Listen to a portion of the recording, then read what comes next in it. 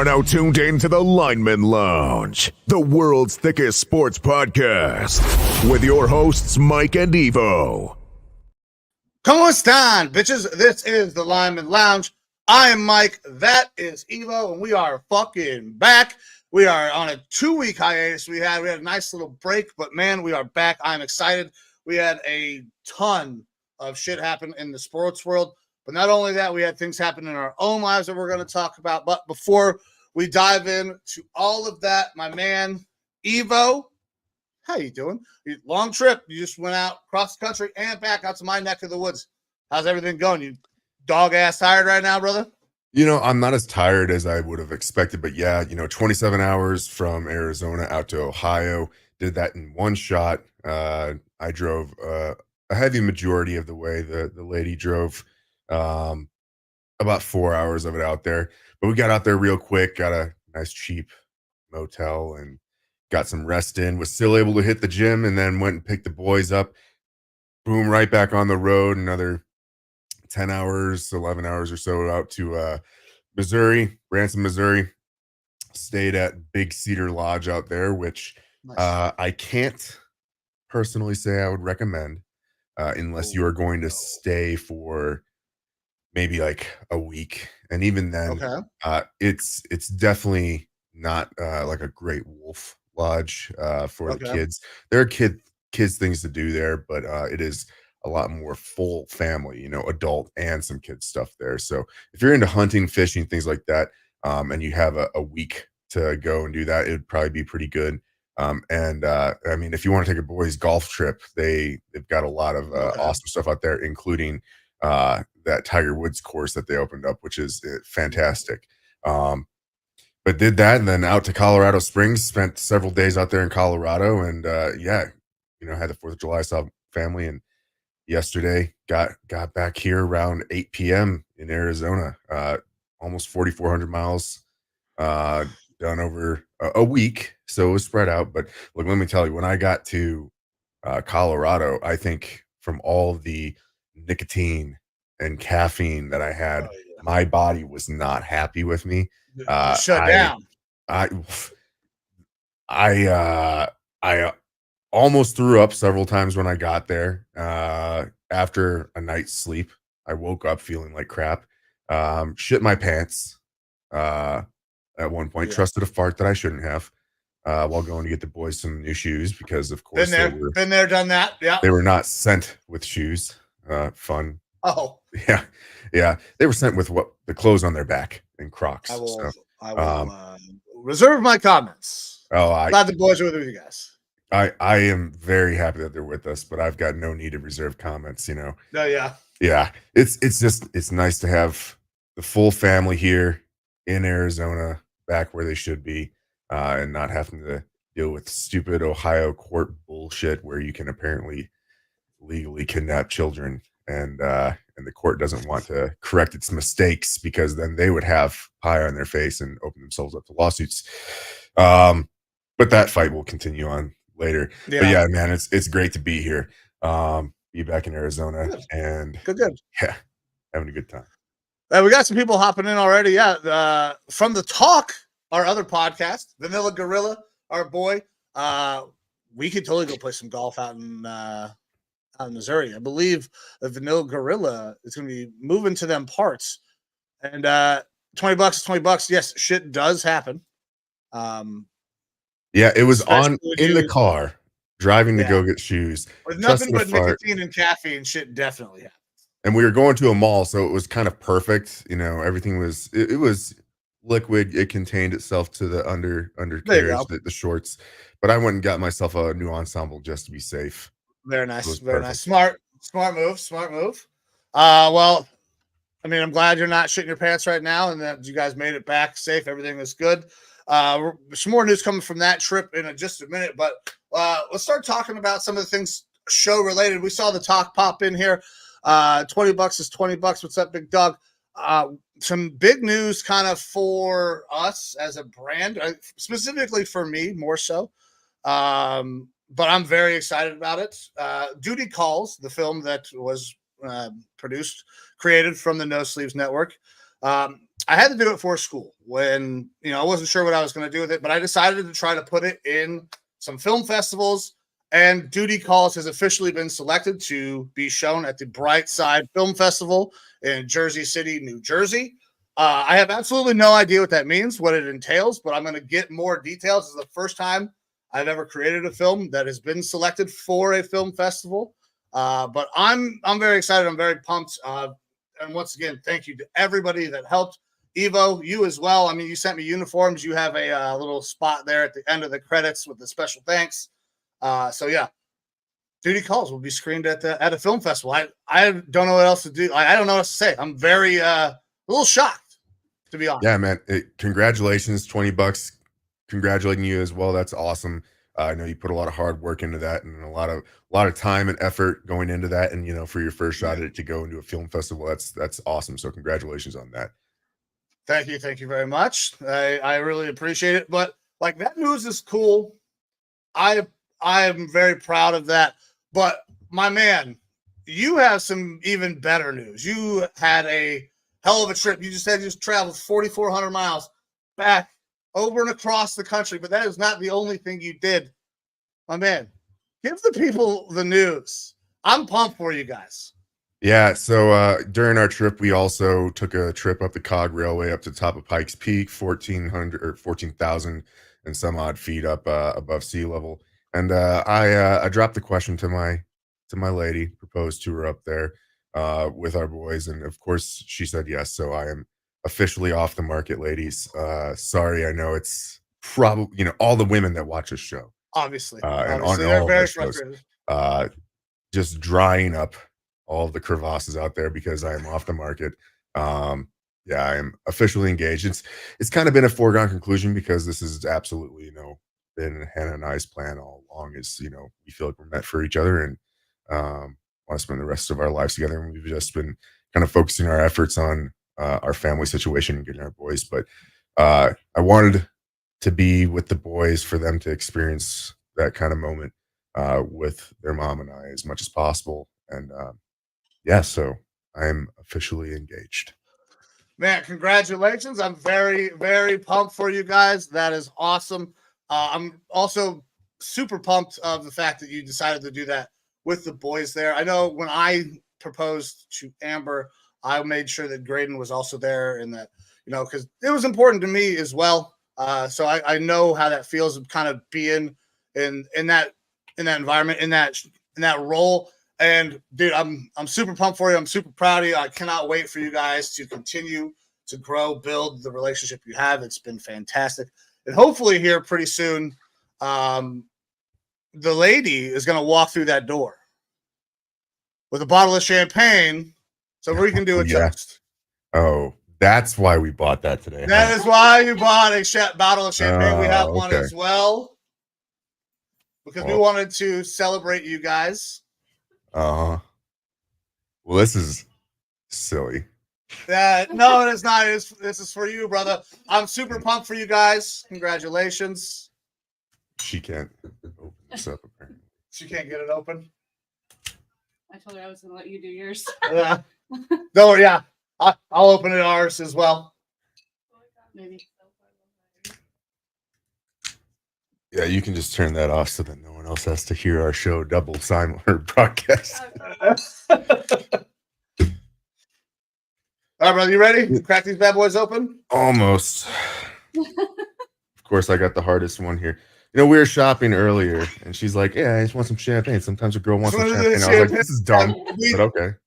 Yeah, we definitely put this in coordination. Now, listen, all the finer details, we maybe didn't get all those right, but we at least got the champagne for the toast. You ready, brother? Oh, well, that went out of time. Yeah, apparently we are. All right. Woo! Just can't help but pop. There you are, baby. Producer Amber here as well wants to say congratulations. Absolutely. Oh, thank you, I was Amber. so excited when I saw. I was so excited. So excited. All right, come here. She's on screen. You got to come on screen now, too. Oh, yeah. Woohoo! Congratulations, guys. Cheers. Thank you. Oh. Mhm. Love you. Love you. All right. Thank All you. Absolutely, guys. And the Thank dog. you. Oh. You want to get And lit? the dog. Hell yeah. The boys are I right have been- now with grandma, so Okay. Very nice. So All you right. guys can have a bottle of champagne and spend some little bit of time together after this. probably not. We have to go to the Okay. store and get Are you bikes drinking that because the boys do Oh. not have bikes. Oh, all right. And Yeah, so get the boys we're some gonna go bikes. pick up some bikes, go do Are that they- fun. But Are they we'll still officially? definitely pound the champagne. Are they officially in Arizona for good, or Just No, for the they're summer. just here for the just summer. Yep, just for the summer right now. All right. All right, baby. Love you. Love you. All right, Leaving that for you. my man. Congratulations once again. I wanted to take that time. Thank you. Great stuff Good- for you. I'm good little pumped for you plan. guys. Normally people can't get one over on me, and I just did not even think about it. Maybe it's the Yeah. fact that I'm on mushrooms right now that I'm not thinking. Oh, straight. nice. Don't get yourself in trouble. Don't get yourself in trouble. I look, you can eat Raw portobellos milk. whenever you want. That's correct. Shiitake. Raw milk and mushrooms. Yeah. All right. Well, should we start diving into the show? What we came here to do? Let's talk some motherfucking sports. You ready, brother? Yeah, let's do it. All right. So we missed a whole bunch of shit. We're going to talk about the NFL and their problem, which could be great for all the American people who watch football, who have paid for some American football. But before we do that, let's stay with the America theme and let's talk about something that happened 4th of July. Nathan's hot dog eating contest goes down, and we have a new champion, but not because he truly beats the best, the cream of the crop. Joey Chestnut was banned in an absolute fucking travesty to the American people from the Nathan's hot dog eating competition. He was instead doing what a goddamn great American would do in his stature, goes down and spends some time with some soldiers at Fort Bliss and kicks their ass and eating some hot dogs. Yeah, Puts it down was- 58 in 5 minutes. Yeah, 58 hot dogs in 5 minutes. That's a lot of glizzies, as anyone Glizzy can King. attest to. 58 in a week is probably a tough one for me. I know that we've done eating challenges here on the show before with $20 is $20, the Vanilla Gorilla himself. But 58 in 5 minutes is damn fine. Going up against those, I believe it was 4 soldiers that he went up against there at Fort Bliss, which is awesome. And he raised a shitload of money. I don't have the exact figures here in front of me, but raised a whole bunch of funds here if I can for find it. veterans and soldiers. $1,000 for every hot dog eaten, totaled up to $106,000. Yeah, absolutely. Which is awesome. Like, you know, this is a No Sleeves Network is a veteran-based organization. Not that it's just strictly veteran, but I mean, we're veterans. We love supporting veterans. We're actually got some things in the work to help support some veteran organizations here in the very near future.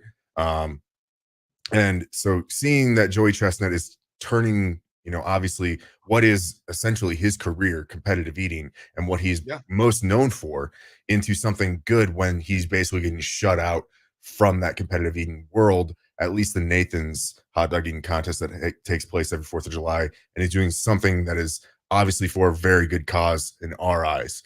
And he just absolutely dominates, of course, like he always does. He always dominates. Yeah.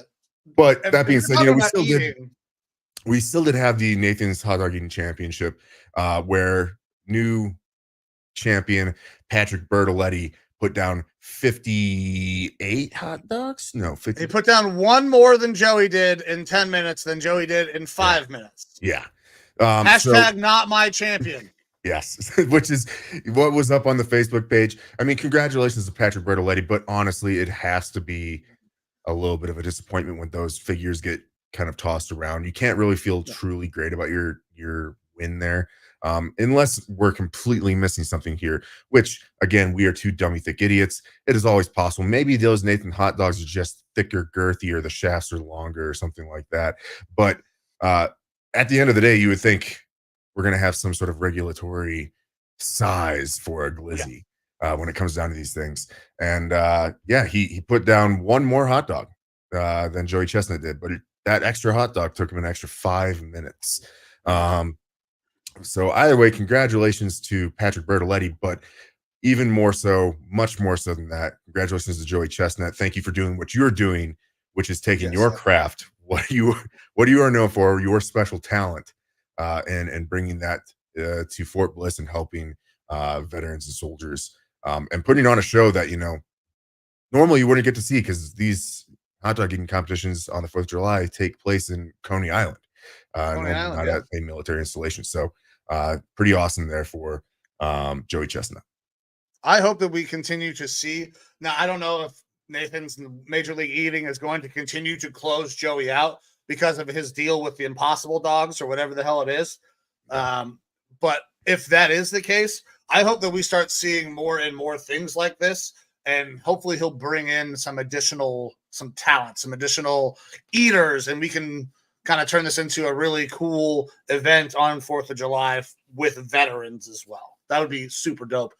If for some reason that they don't have the turnout that they want, and they, or I guess if they don't let Joey back in, but I would Yeah, imagine they probably will. it's interesting because the announcement, we only heard about this very recently that he was Yeah. being blocked out of the Nathan's hot dog eating contest, which I'm sure was very intentional. You can only get so much public backlash out and have reactions from it and whatnot in a shorter amount of time. Now that we have this longer period of time, especially people are going to be tracking this now going forward into next 4th of July. You probably are going to have a lot more people who are very upset if he is not being involved in that hot dog eating competition. But that being said, I don't know Joey Chestnut's financials. I don't know his sponsorships or anything like that. But kind of like you said, maybe this is something where he can kind of spin his own brand off, where he can be I like, think he hey, can. fuck Nathan's. We're going to support veterans. We're going to do this across the country. I'm going to get competitive eaters out of the Nathan's hot dog eating contest, and we're going to take it to the troops and take this to the people in order to support a good organization, a good cause, which would be pretty damn awesome. Great. That's where I hope it goes. We will absolutely see next year. But we got 362 days until the next one. So we got some time. Absolutely. All right, with that, let's get out of the world of competitive eating, which while my body suggests I could be a competitive eater, I cannot. Let's talk about something else that I absolutely cannot do. And that's record a triple-double in any form of basketball. Caitlin Clark has become the first WNBA rookie to record a triple-double. And listen, the storylines around Caitlin Clark have been a lot of negative, a lot of this and that. I don't know if anybody could or should be bad-mouthing at this point. Like, Caitlin Clark has done something that no other WNBA rookie has ever done, and she's not a forward. Like, she's not supposed to get that many rebounds. But, I mean, 19 points, 13 assists, 12 rebounds, that's good fucking numbers. Those are high-quality numbers, especially at the WNBA level. Caitlin Clark goes out and gets it done. I'm surprised that there hasn't been one of these, though. There have been some really goddamn good basketball players. Diana Taurasi comes to mind. Like, could have been right there getting a triple-double as well. But maybe not as a rookie, but. And, maybe shame on us or shame on the public in general for not paying as much attention as we could to the WNBA. But, I mean, it is generally not been a sport that has been watched as much as men's sports for XYZ reasons, which we don't have to get into, obviously, something that's been discussed before, but it is still surprising that, a triple double, it's an extremely big feat, but it's not something that is necessarily uncommon. Right. And so for a rookie to have not done that is a little bit surprising. Either way, I mean, congratulations to her. That's awesome. She's continuing to make history, continuing to boost the WNBA. Like you did say, there is a lot of negativity around her. And it seems like the WNBA is almost, I had this thought because, 27 hours of driving, you have a lot of time to think about different things. Hell yeah. It seems like the WNBA is almost taking WWE vibes and trying to inject that as much as they can right now. They are using the negativity, which Caitlin Clark is definitely the baby face in the situation, I think, with the American people, whereas Angel Reese would be the heel. But I think with inside the league, you got Caitlin Clark more as the heel, whereas Angel's having the baby face run. Like, it's a weird dynamic. Yeah. It's it feels like they're feeding off that energy. We see it in the news all the time. It's easier to get clicks, views, watches on bad news than it is on happy news, it seems like, which there are happy things happening here. Obviously, this triple double is one of those, and just this amazing rookie class in general. Like, this has to be nearly a historic rookie class, I would have to assume, with they're how good so these rookies good. are doing in the Yeah. WNBA. And such a boost in numbers and views and watches and stuff like that on the WNBA.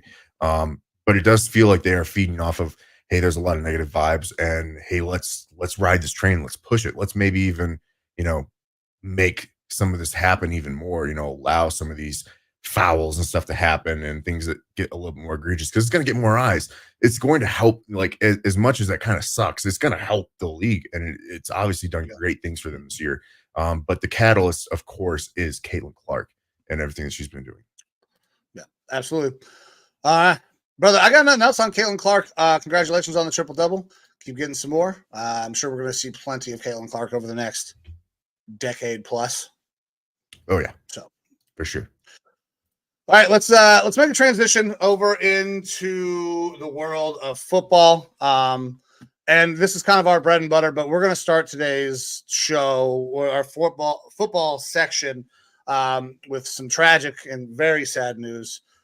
Vikings rookie cornerback Kyrie Jackson, along with two friends of his, former college teammates, high school teammates. High school teammates. I'm sorry. Died in a car crash overnight. And there are reports that I have seen that alcohol was involved. I don't know from which driver, who it was. Kyrie Jackson was a passenger in this vehicle. And honestly, it sucks. And as somebody who got coming up on a 1-year anniversary of me being in a horrible car accident, I feel so bad for his family and the people that are around him. Thoughts, prayers, condolences. Don't do enough. Don't drink and drive. Whoever was in that capacity, if those reports are true, there's so much technology. There's Uber, Lyft, all those things. Do not drink and drive. Be careful out on the roads. People are fucking crazy. They drive like maniacs. You have got to be prepared. You've got to watch out for yourself. And it's awful. And I feel terrible for his family, the Vikings family, and everybody involved. Yeah. I mean, Kevin O'Connell's words said, he said how he was crushed. I know the Vikings team is reeling, and it definitely hit close to home for me, being that it's my team.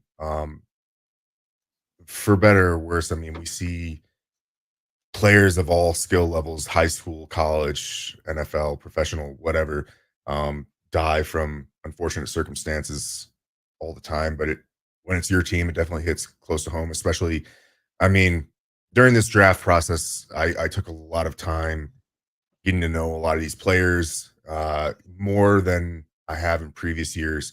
And then to see those players come onto my team, I've gotten to know them even more from there.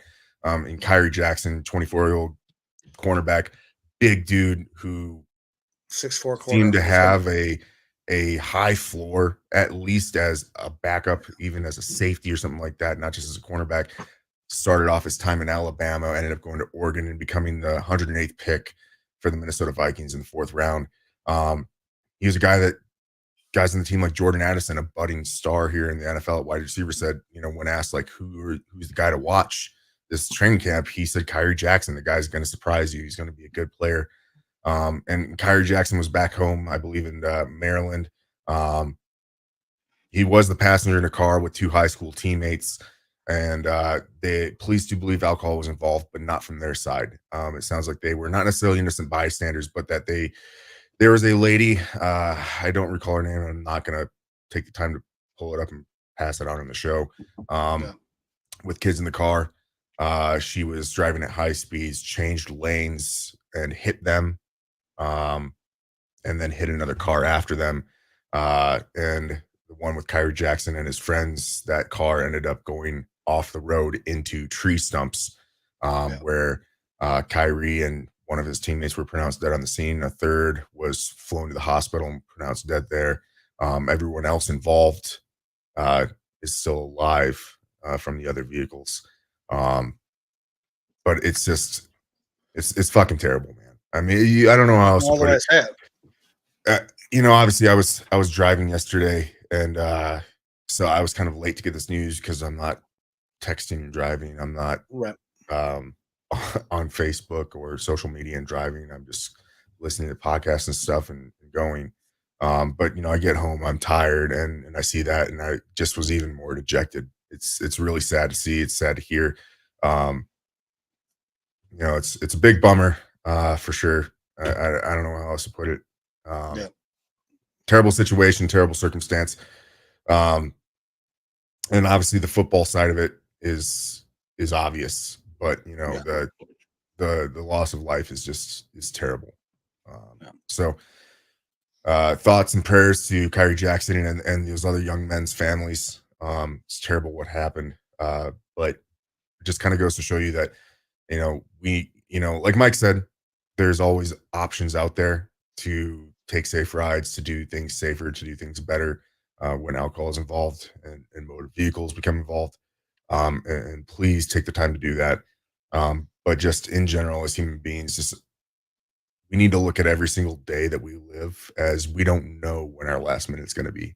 And so Yeah. live your best life possible, love your family, take care of your friends and family, and let them know that you love them. And if this is going to be your last day, if you wake up thinking, hey, this could be my last day, how would you live your life? And are you living your life that way? And maybe that'll kind of change some of the decisions and things that you're doing to make yourself a better person in general. But again, condolences to the families of those three men.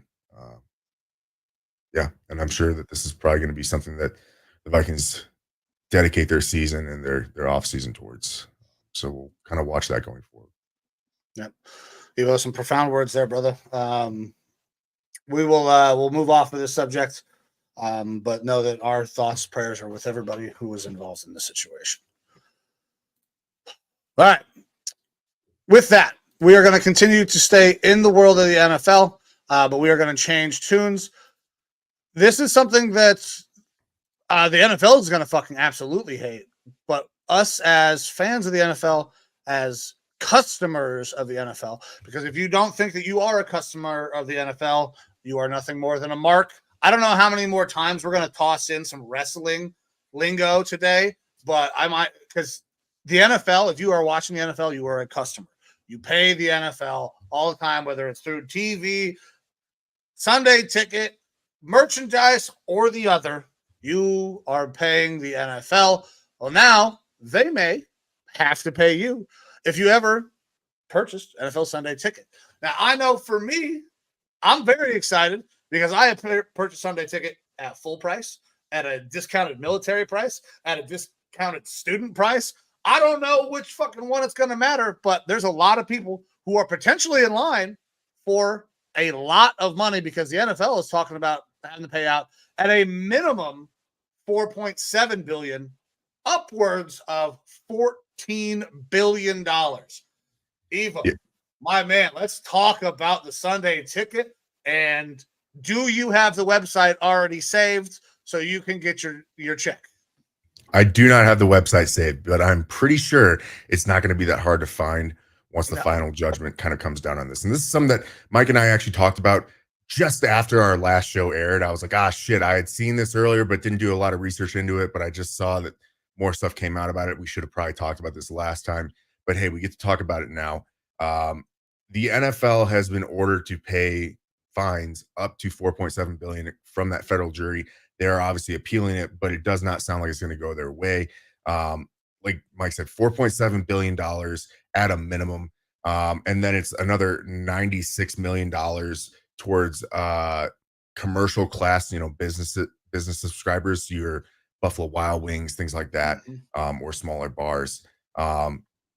But the lawsuit covers 2.4 million residential subscribers, which if anyone wants to pull out their calculator and do the numbers of 4.7 divided by 2.4 million, those are big numbers, but it results in still pretty substantial numbers of damages that would be paid out to users. Now, How like Mike many said, residential customers? 2.5 million? 2.4 million. 2.4?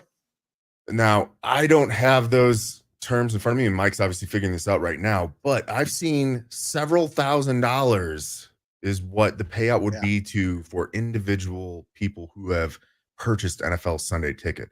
I don't believe $1,958.33. right. And that's at that low end number, that $4.7 billion. Yeah. But since damages can be tripled under federal antitrust laws, the NFL might be liable for paying up to $14.1 billion out to individual users. All right. So if you want to run those numbers, Mike. Oh, yeah, I got you. Go you ahead. can essentially triple what you just said there, which was $1,900 per user. We're getting close to $5,000 per person. Yeah. Somewhere between $4 and $6,000 potentially. Yeah. Now, dude, that's a fucking tax return. Yeah. I used to get NFL Sunday Ticket through DirecTV. I currently have the YouTube subscription to their services. I don't think that you're going to get to double tap, but you're definitely going to get the tap. Yeah. And boy, do I like tapping. Look, there's your wrestling stuff. All right. Hell yeah. But look, shoehorn these wrestling things in there. The NFL is looking to have to pay a fuckload of money out to users, to businesses for violating antitrust laws. The backstory with this, and I am by no means a smart person on the whole thing, but it has to do with the fact that they were blacking out certain out of market games and things like that, forcing people essentially, if they wanted to watch their teams, to purchase these other packages. The NFL does not have subscription services like some other leagues out there do, where you can subscribe to just your team and get to watch them. And then if they happen to be on a local network, you have to watch it there. You can't watch it on your subscription, things like this. They've basically done things to force consumers to have to purchase through other services where you buy exponential amounts of other games, tons of other games that you might have no interest in order to watch your team. It has to do with things of this nature that has resulted in them being forced now to pay under these antitrust laws, these insane fines. And again, it is getting appealed, but it does not look good for the NFL in winning this appeal. They're not going to. The NFL is paying out a fucking pretty penny. Now, 4.7 billion, I think, is probably more likely what it's going to be as opposed to the 14, even though I guess they could all afford to pay that, no problem. But, reading through some of these different articles, you see teams that are going to be fucked, like straight up fucked if this goes down this way.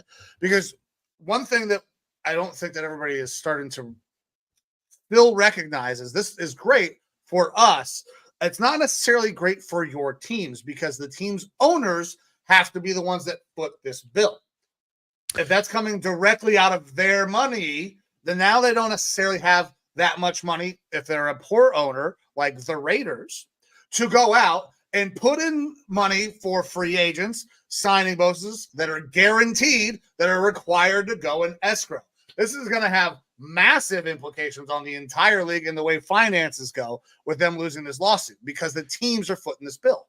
Yeah, at the $4.7 million number, split evenly among 32 teams, that's roughly $441.3 million per team that would have to be paid out. And that's the thing, is that the NFL operates under the shield, but it is all 32 teams that are the shield, and they're the ones that are footing the bill, not the NFL itself as an organization. That being said, I'm sure that there is some sort of insurance, essentially, that the team owners and the NFL are a part of, that they're going to pull this from. But this is the thing, is that in the short term, absolutely, you, me, and everyone else who has purchased NFL Sunday Ticket is going to benefit from this financially. See a boon, yeah. But we could see long-term ramifications, which could come back to us. Oh, yeah. Look, ticket prices are going up, dog. You're going to have stadium ticket prices go up. You're going to have concession prices going up. Oh, yeah. And the prices for future versions of NFL Sunday Ticket, they're probably going to go up. Now, this could force the NFL, and this is some of what I've heard and seen, is that this could force the NFL to prevent this from happening in the future, make whoever is selling NFL Sunday Ticket essentially like a YouTube, things like that. It could make them offer a by team basis package. I want to only watch my Minnesota Vikings. Now I'm going to pay a fee specifically only to get Vikings games. They should have been doing that already because they will make so much more fucking money. Like, because if you're not required to foot a $400 bill, I pay $100 to watch only my team. People are more inclined to do that. And look, I will say this: I am blessed enough to be able to afford the current prices of NFL Sunday Ticket and whatnot. I know a lot of people aren't able to do that, and if given the option, I'm probably going to have every team because I just love football. I want to watch. I want all of it. I don't ever want to be blacked out from a game. But that being said, you catch me 10 years ago, 100%. I am only getting my Vikings team because that's what I am there for. I am there for the Vikings at the end of the day. And that is going to pull in so many more subscribers who can only view their team if they live out of market on that platform, which, yes, it is going to bring in a lot more revenue for them if they're able to do that. But you could see now, in order to help recoup some of this damage, those prices where, hey, like Mike said, instead of $400 for every team for a year, you only pay $100 for your team. Well, now it could be, hey, you pay $200 for your team or $600 for every team. We could see these numbers kind of jump way up. And as, I mean, look, if this is more of a money, they're getting their money back. Oh yeah.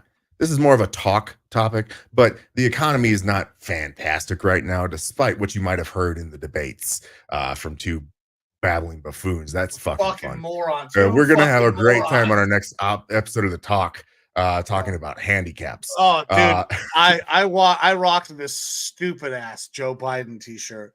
It said Happy Halloween, and it was 4th of July. Of course, it cut the sleeves off. Yeah. I got a lot of looks. I'm going to say it very loudly on this podcast, but not very.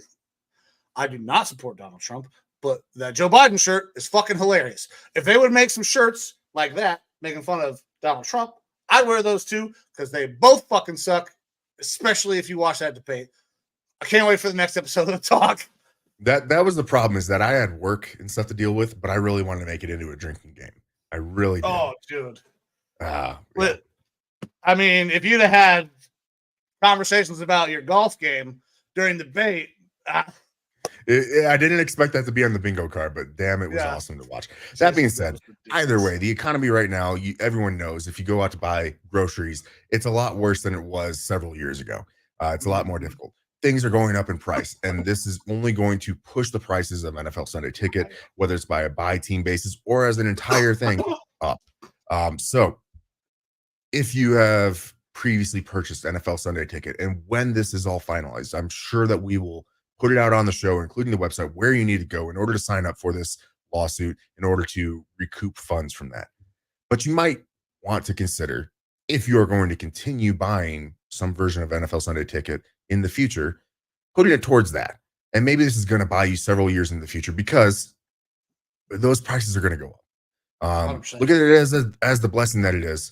And use it however you so see fit. But it wouldn't be a terrible idea to just re-roll that back into your NFL experience, because as of right now, it's money that you don't have, and money that you're going to use going forward. So just a thought there from financial analyst Evo. But I can tell you, I've already got Idiots banner. Let me get that up here. Absolutely. But I mean, I know what I would use that money for. Probably something that's not NFL related, to be completely honest. But I would absolutely not. But I know exactly. I have an expensive habit nowadays. Yeah, for sure. Daddy could use the new AR for me. But we got a lot of stuff that we could put that money towards. But either way, can't say this enough. We are going to put it out on the show once we find out what the final results of this are and where you can go to get your money. We will point you in the right direction to help you out as much as possible. And at the end of the day, this is going to be a drop in the bucket for the NFL. It's a lot of money. Those are a lot of dollars, but we're talking about the biggest sports organization in the U.S. It feels dirty saying it's a drop in the bucket, right? Because to the average American, $2,000 is a shitload of money. Oh, yeah. like just randomly popping up, that's a windfall. That's great. Like for some people, that makes this next month easier. Oh yeah. And we're talking about $450 million for a team as nothing. So for some of these teams, it is fucking nothing. For your really rich owners, for your poorer teams like your Raiders and those types of teams, this is a big fucking problem. So it feels dirty saying it's nothing because it is something, but in the long run, the NFL is a multi-billion-dollar industry in just fucking basically every facet. They dominate American television. So they will recoup that money, and we will eventually end up paying it all back, just like that stimulus check we got. But yeah, I mean, cool for the time being. I'm excited to see when that check comes in. It'll probably be years before we see this money, though. Yeah, it could be a while. Like it's not going to happen overnight. But just for what it's worth, NFL in 2022, so several years ago, pulled in $18 billion in revenue across the 2022 season, just the season. 2021 was 17 billion. You can make the leaps and bounds to where we're at here in 2024. So that 18 billion, if we're looking at the numbers from 2 years ago and what they could be owing if things were tripled up to that 14 billion, it's not even a full year's worth of revenue. And they're not going to be like having to pay it out immediately. So they're going to be preparing for this. So expect to see the ripples, kind of like we were talking about. And then we pay in installments anyway. There will be a section of people that get a check, and then there will be some other shit that happens, and then there will be another section. They'll come out in installments. They're not dropping $4.7 billion into the goddamn American economy all at once. I don't think the federal government would allow them to do that. Yeah. But there's one thing about the federal government. You're probably not going to see your entire check either because they're going to want that's true. Their fucking piece. But yeah. Yeah, if you're getting paid, so is the government. Yeah, absolutely. And probably the NFL. You're spending money, give it to us. You're getting money, give some of that to us. Yeah. It's the US government. It's fucking it's a racket. But anyway. Another episode of the talk soon, it sounds like. Yeah, we are getting it is a pimple that's about to need to be popped here. And then talk is popping. Yeah, the talk is popping. Some other things that have happened in the world of sports before we kind of wrap up today's show. Baseball. Fucking Guardians still kicking ass. Up and down. We've had a lot of problems with our pitching as of recently, just because we're hurt lots. But also, all-star teams came out. And I'm pumped. We got two guys for the Guardians starting, Stephen Kwan, Jose Ramirez. Jose, obviously, I don't think there was any question that Jose was going to start there the way he started the year. Stephen Kwan, we had to do some wheeling and dealing, some other fan bases to get him as the starter. But the All-Star game right around the corner. I love the MLB All-Star game. I think I've said that every year that this podcast has been in existence. MLB All-Star week is the best all-star experience of any of the sports. Evo, you excited for the Summer Classic coming up? I know you're not a huge baseball guy. Your Twins are close in the standings. They're not out of it by any means, but they're not exactly threatening at the moment. Yeah, we're 6 games back, which is good considering how good your Guardians are this year. I mean, I'm excited as you can be. It does seem like this is kind of your guys' year to go and do something in the playoffs. But it is baseball. It's a long season. Anything can happen. And so we're kind of at that tipping point with All-Star game coming up where we're really going to be on that downhill towards what the playoffs are going to look like and how things are going to play out, because it is pretty dramatic sometimes how teams can change throughout the course of that MLB season. Yeah, absolutely. So here's our starters for the American League. Starting at catcher, you got Adley Rutschman. At first base, Vlad Guerrero Jr. gets in. Jose Altuve will be starting at second base. Gunnar Henderson for the Orioles getting the start at shortstop. Jose Ramirez, third base. Designated hitter, Yordan Alvarez was really pulling for David Fry here, who's had a fucking wild season for somebody who does not play a lot. should be playing more. In the outfield, Aaron Judge will get a start, as he should. Juan Soto also should get a start. And then my guy, Steven Kwan, on the National League side. William Contreras gets to start at catcher. Bryce Harper will be starting at first base, not right field, as he has done several times in his past. He is now full-time first baseman. Second base, Ketel Marte down there for the Arizona Diamondbacks. Trey Turner is going to start at shortstop from the Phillies. Alec Boehm of the Phillies as well. A lot of Phillies on the national side. That team has just been stomping people out, though. So it makes a lot of sense to me. Designated hitter. I mean, they're technically the best team in baseball right now. Yeah. 58 wins, 32 losses. Yeah, they're really good. The designated hitter for the NL was a foregone conclusion as soon as the season started. Shohei Ohtani will be getting that spot, as he will be for every year that he plays in Major League Baseball. However, starting in the outfield, you got Christian Yelich, Jurickson Profar getting his first selection, having a really nice year. And then Fernando Tatis used to be a shortstop, now right fielder. So those are your starters for MLB All-Star Game. I'll be waiting with bated breath to see who is going to be competing in the Home Run Derby, because I will be placing some sort of bets along with that, because the Home Run Derby is just that's the creme de la creme. That's the piece de resistance of the All-Star weekend in terms of any competition. Now, we've talked in the past, NFL All-Star Week, the Pro Bowl. The Pro Bowl week sucks. The Pro Bowl game is trash, but they changed it up.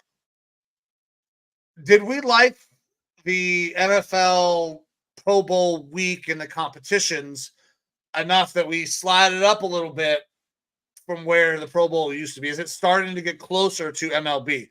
I still like the NBA All-Star Weekend-ish for, two competitions, the 3-point and the dunk contest, because everything else is trash in the NBA All-Star Weekend. But skills competition seems like it's getting a little closer. Still not as good as the Home Run Derby, though. Where are you at? It's a little bit of it's weird because that All-Star game for the NFL, or the All-Star weekend, I should say, is pretty much after the season is done with. All these other All-Star weeks and events are season break. And so you're still a lot more invested in what's going to continue going on with the season. I think that's part of the problem. However, that being said, with the NFL, you can't really have this mid-season because we don't have any sort of a mid-season break in the NFL. The season is so quick, and you have so much higher potential for injuries and stuff like that with these guys that you can't really put it in the middle of the season. And I think that's always going to kind of keep them on the back burner as far as those All-Star games go. They're never going to feel very important. Makes a lot of sense. Actually, I had never thought about that. The fact that the timing of when the game takes place. Yeah, Pro Bowl is fucking 1 week before the Super Bowl now. Nobody gives a shit. Everybody's getting ready for the Super Bowl. People are playing games. I love dodgeball. The long snap competition, that was cool. I like these little competitions. We used to see these all the time, when we were younger, late 90s, early 2000s, the weird-ass quarterback competitions, seeing how far a dude could sling a ball as long as he hit it within the target range. I love those. Those were fun. Then we get a little bit more of that now with the way the NFL Pro Bowl is. But to me, it's still not going to hold any comparison to MLB All-Star Weekend. That is, everything shuts down in that city. It is so cool the way MLB All-Star Weekend works. And then as far as tampering goes, that's when tampering happens in Major League Baseball. It's All-Star Weekend. Guys start talking to each other. They start hanging out. They like playing with each other. So I'm a big fan. All-Star Weekend. I just wish, maybe Shohei Ohtani could have wanted to take a third of the money that he got to come play with Jose Ramirez, who apparently he really likes. Obviously, it's not going to do that, but I don't know that Cleveland has enough money to make that happen. No. Even a third of his money, I don't think they could fucking work out at this point. No. Because Shohei's deal is outrageous, but I mean, I got nothing else MLB wise. We got All-Star break coming up. You got any MLB stuff? Any other storylines that we want to hit on? Because I know you brought up one. I mean, we got a little bit of time. We're not quite yet to an hour. Did you want to talk to Marcus Russell? Yeah, We might as pop up well. out of here. Jamarcus Russell, name you haven't heard in a little while. A former number 1 overall pick by the Raiders. Big fat quarterback who didn't turn out to be anything. Pretty terrible as a player. Pretty terrible as far as his work ethic and whatnot in the NFL, which saw him leave the NFL very quickly. Turns out to just kind of be a terrible person as well. Former number 1 NFL pick Jamarcus Russell was fired as a volunteer assistant coach at his alma mater, Williamson High School in Mobile, Alabama, and is facing a lawsuit accusing him of taking $74,000 that was meant as a donation to the school. So volunteering for the school, he's probably still living off of that number 1 overall pick money because I believe he was still part of that NFL time period where the contracts weren't structured for rookies. So he got a boatload to kind of do nothing. Actually, I got the number right here. Still living off that. 36.4. Yeah. Is what he got in salary across his NFL career for, I think, played like fucking 8 games. Yeah, not a ton. And this is the thing is that, it's pretty easy for NFL players to blow that sort of money. And look, I could sit here and say 36 million. I could live off that for the rest of my life if I really wanted to, but I probably am financially smarter than a lot of these young kids essentially are when they go into the NFL and they buy stupid things, do stupid stuff. And by all means, it's their money. They can do what they want with it. But it's not uncommon for NFL players to go bankrupt because they live a lifestyle beyond their means to an extent. And hopefully he hasn't done that, but I wouldn't necessarily put it past him with how poor he has had his decision making through his adult life to not have that money. Either way, he's a volunteer assistant coach at his high school, and to steal $74,000 from that high school leads me to believe that maybe he isn't doing as well for himself as he could be. Probably not. And just hitting another kind of all-time low for himself there. So sad to see that happen. It goes to show you that the NFL's draft process is not 100% complete in being able to select players, especially there at the top. He's pretty well known for, having lied and stuff about, very much so the NFL draft day movie story of, they taped the money in the back of the playbook. And did you actually check it out? Yeah. He apparently had been doing that through the process of, I just not looking at tape or anything like that. They sent him home with a fucking tape that had nothing on it. And then he said he watched it and fucking said he saw coverages in there. There was nothing on the tape. Now, for that, I'm not going to, asinine behavior from a number 1 overall pick. Get your shit together. Fucking do the right thing. This story is really sad to me.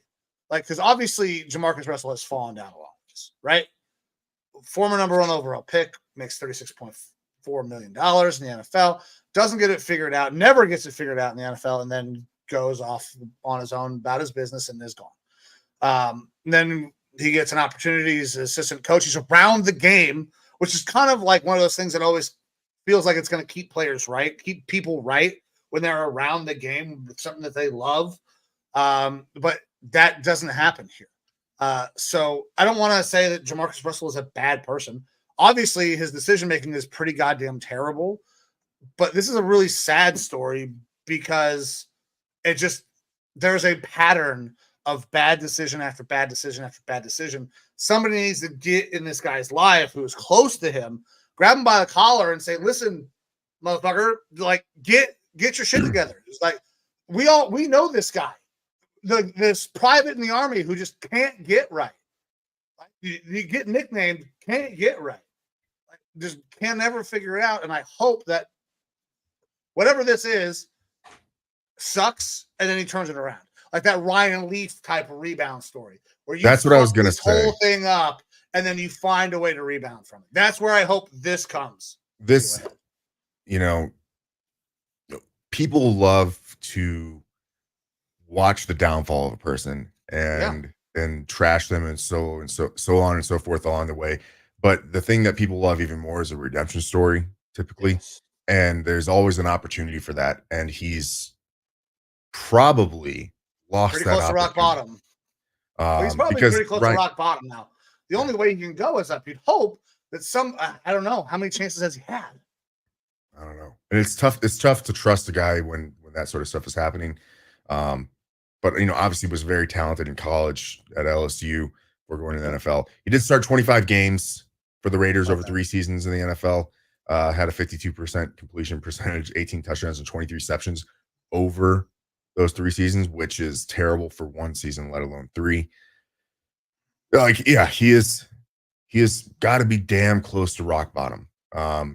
And he really needs to be introspective and look and see how we can correct this and hopefully be a mentor to those out there as, a cautionary tale, what not to do. You've got a gift. Use it while you can. Yeah, absolutely. Like we've talked about it on the show, like life is entirely too short. We're all going to fuck up. We're all going to make mistakes. Nobody is going to get this shit all the way right. When you make a fucking mistake, when you fuck up, look inside, say, you know what? I am wrong. I fucked up. I got to look at me. I got to get right. I got to find a way to do that. It's not always easy. It fucking sucks. I'm not going to say that it doesn't, but that's always that's the hope when we see these stories. I never want to see somebody mess up and just tank their life.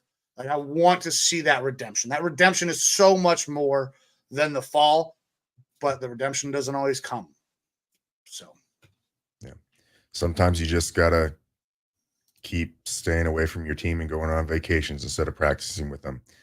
But that's I think all that we have for the show today. I got to throw in my little jab at Aaron Rodgers. Yeah, there you go. Get one more in there. Yeah, I don't care. By the way, I don't give a fuck.